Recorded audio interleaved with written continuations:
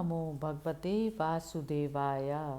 श्रीमद्भागवत महापुराण द्वितीय स्कंद तीसरा अध्याय। कामनाओं के अनुसार विभिन्न देवताओं की उपासना तथा भगवत भक्ति के प्राधान्य का निरूपण। भगवान नारद मुनि से कहते हैं, ना अहम वसामि वैकुंठे योगिनां हृदयेन च मद्भक्ता यत्र गायन्ति तत्र तिष्ठामि नारद। मैं ना तो वैकुंठ में ही रहता हूँ, ना योगियों के हृदय में रहता हूँ। मैं तो वहीं रहता हूँ जहाँ प्रेमाकुल होकर मेरे भक्त मेरे नाम का संकीर्तन किया करते हैं।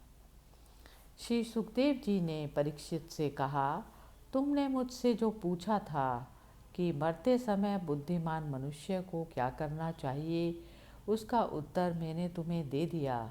जो ब्रह्म तेज का इच्छुक हो वह बृहस्पति की, जिसे इंद्रियों की विशेष शक्ति की कामना हो वह इंद्र की, और जिसे संतान की लालसा हो वह प्रजापतियों की ही उपासना करे।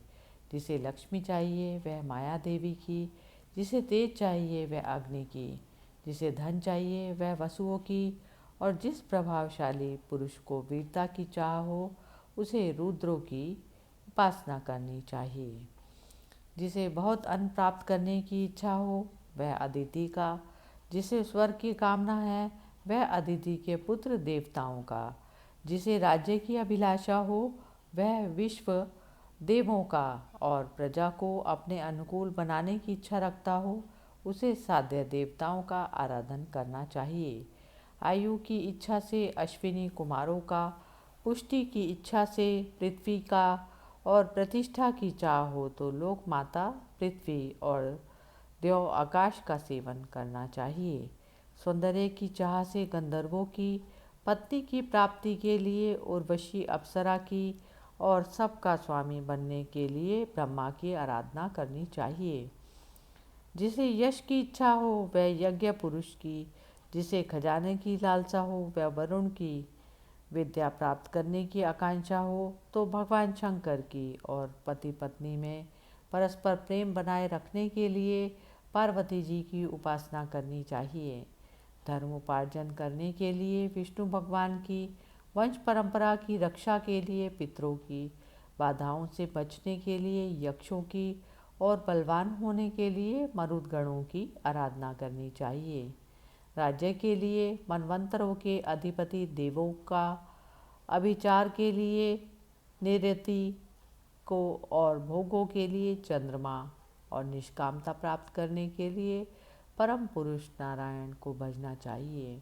और जो बुद्धिमान पुरुष है वह चाहे निष्काम हो, समस्त कामनाओं से युक्त अथवा मोक्ष चाहता हो, उसे तो तीव्र भक्ति योग के द्वारा केवल पुरुषोत्तम भगवान की ही आराधना करनी चाहिए। जितने भी उपासक हैं उनका सबसे बड़ा हित इसी में है कि वे भगवान के प्रेमी भक्तों का संग करके भगवान में अविचल प्रेम प्राप्त कर लें।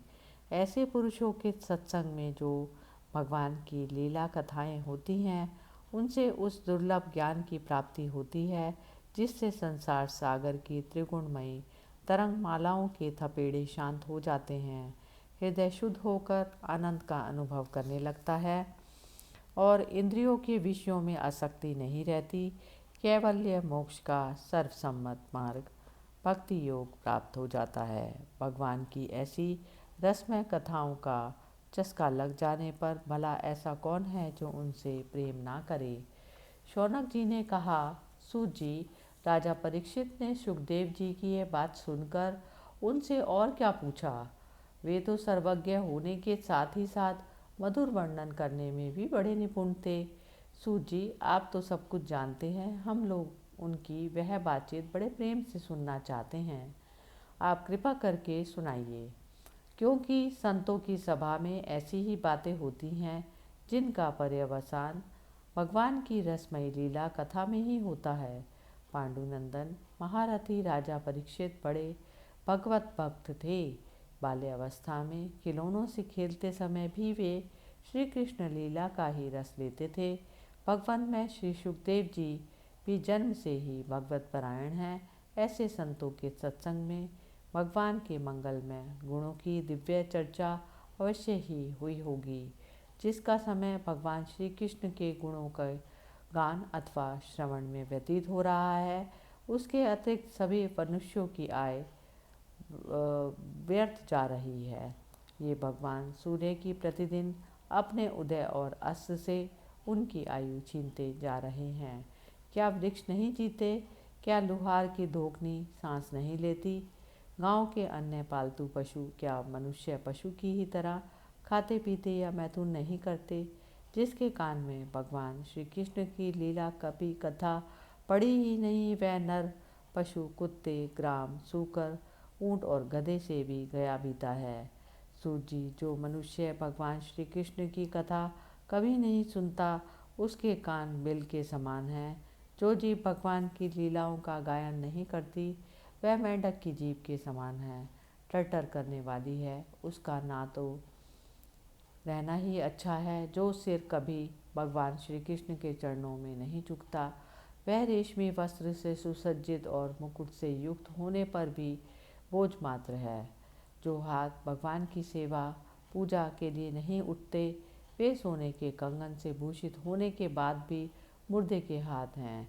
जो आंखें भगवान की याद दिलाने वाली मूर्ति, तीर्थ, नदी आदि का दर्शन नहीं करती, वे मोरों की पाख में बने हुए आँखों के चिन्ह के समान निरर्थक है। मनुष्यों के वे पैर चलने की शक्ति रखने पर भी ना चलने वाले पेड़ों जैसे ही हैं। जो भगवान की लीला स्थलियों की यात्रा नहीं करते, जिस मनुष्य ने भगवत प्रेमी संतों के चरणों की धूलि कभी सिर पर नहीं उठाई, वह जीता हुआ भी मुर्दा है। जिस मनुष्य ने भगवान के चरणों पर चढ़ी हुई तुलसी की सुगंध लेकर उसकी सराहना नहीं की, वह श्वास लेता हुआ भी श्वास रहित शव है।